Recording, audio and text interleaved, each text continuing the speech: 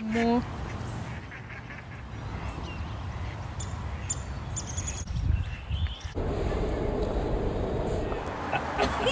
It's so beautiful.